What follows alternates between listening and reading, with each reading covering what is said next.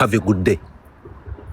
Ahantu nabazaga ngo se muhungu ari ejo nari mpazi ariko ntabwo ngenda urwego rwari rumufite kugira ngo bakubatangariza aho ari wari hano kuri station ngo ari hani wacu kuri station ya Kimironko. No, listen to me, ntabwo ninjya nkora inkuru nk'icyaho kuza gutangaza amakuru nk'aya ngakora nka kotinga igihe kiba gitangaje inkuru kuri aya masaha. By the way, nkwibutse ko niyo mpamvu ubona mu gihe n'ibindi binyamakuru bandika nyuma ya saa muri iyi minsi turimo bandika cyangwa batangira imirimo nyuma ya saa 8 niko gahunda ibiteye. So ntega amatwi nyuve, reka mbasabe duhure kuri tariki 14 mwumva amakuru y'imvaho.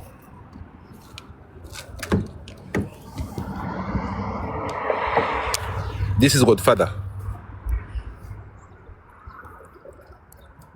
Mugere mu mutima wanyu musigare mwibaza ngo habaye iki.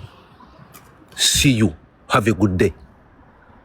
Ahantu nabazaga ngo se muhungu ari ejo nari mpazi ariko ntabwo ngenda urwego rwari rumufite kugira ngo bakubatangariza aho ari.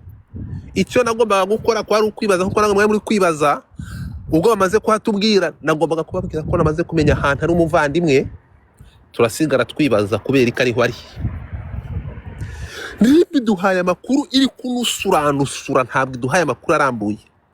Batubwiye ko bamufite, barakoze cyane ariko ntabwo batubwiye impamvu bamufite. Amakuru aracyari pending. Uzi impamvu banze kubitangaza? Ni iyi minsi nibihe turimo, bazabitangaza umusibo tariki 23. Ngiye kubasaba ikintu kimwe, Banyarwandakazi, Janine wiseka, ntabwo turi mu bihe byo guseka. Babaruvana mu izo emoji zawe uko byagenda kose, ntabwo turi mu bihe byo guseka. S'il te plaît, gerageza amarangamutima yawe uyahishe, ureke tumanze tuve muri bihe turimo.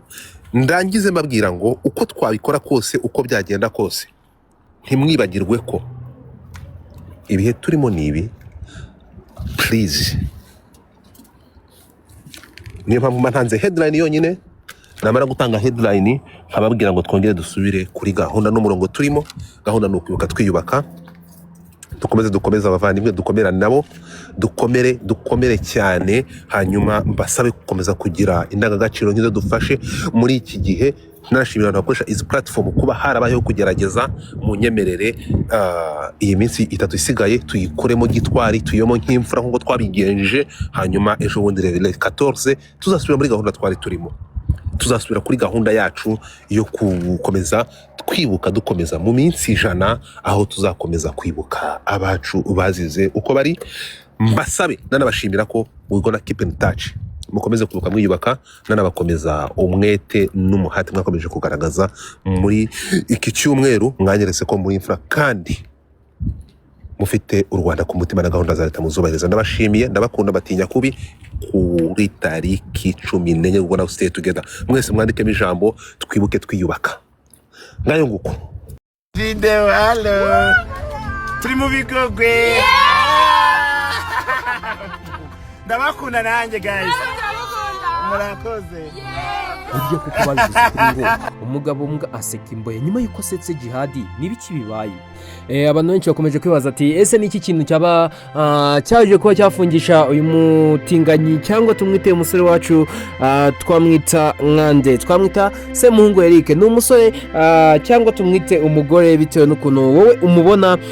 Ariko icyo nakubwira cyo ni umusore wa mbere mu gihugu cyacu cy'u Rwanda waje kuba yakora mariage ndetse n'umugabo mugenzi we, aho yaje kuba yayikora muri Amerika. Gusa byo uyu munsi wa none Ribu yaje kuba yagaragaza ko uyu mugabo cyangwa uyu musore se muhungu yaje kuba yatabwa muri yombi bitewe n'ikibazo kitacyamenyekana cyane. Abantu benshi baribaza ni ese ni iki. Gusa byo nagenda nk'ingero zigiye zitandukanye nk'uko mwagiye mubyumva ku bantu benshi bagiye babivuga, haba Godfather ndetse n'abandi bantu benshi cyane baribaza ni ese se muhungu ni ukubera iki yaje kuba yatabwa muri yombi. Ku gihe kuri ikinyamakuru cyitwa Igihe Culture baje kuba batangaza amakuru akomeye cyane kuri uyu musore wacu, cyangwa tumwite homosexuality, cyangwa tumwite umutinganyi, cyangwa umuntu uryama n'umugabo we bahuje ibitsina iki ni ikibazo gikomeye cyane. Iki kibazo cyateje abantu benshi imvururu bibaza ni ese Semuhungu yaba yarwaye iki, ese noneho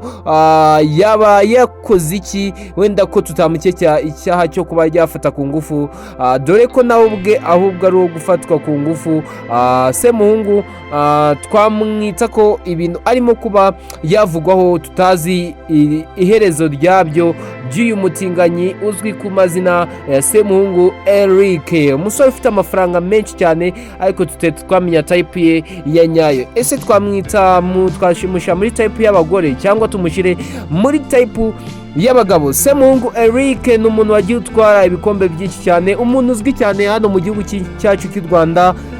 Abantu benshi babibaza akazi akora, gusa byo akora akazi kajyanye n'ibintu by'ubuhosta bigiye bitandukanye hano mu gihugu cy'u Rwanda. Gusa byo Semuhungu Eric muribuka neza ko yaturutse mu gihugu cya Amerika, aho umugabo we cyangwa twamwita umukunzi we yaraje kuba yitaba Imana, cyangwa tumwite ubusubi yitabye Imana cyangwa yitabye Satani, kuko nta mugabo waryamana na mugenzi we mu by'Imana yadushizemo ntabwo ibyo birimo. Gusa byo Semuhungu Eric iyi foto yaje kuba yayipostinga umunsi yarimo kuri Sevant arimo kuvuga ati Happy Valentine Day my darling. Bigaragare ko yamukundaga cyane ndetse anamukumbuye. Gusa by'umugabo amaze imyaka myinshi cyane apfuye, aho kuva aho apfiriye Semuhungu nibwo yaje kuba yagarurwa mu gihugu cy'u Rwanda, aho umugabo we yaje kuba yapfa, umugabo wakoranye mariage ndetse mu gihugu cya Amerika, aho ibintu byakomeje kuba byadugira. Abantu benshi baribaza ni ese Semuhungu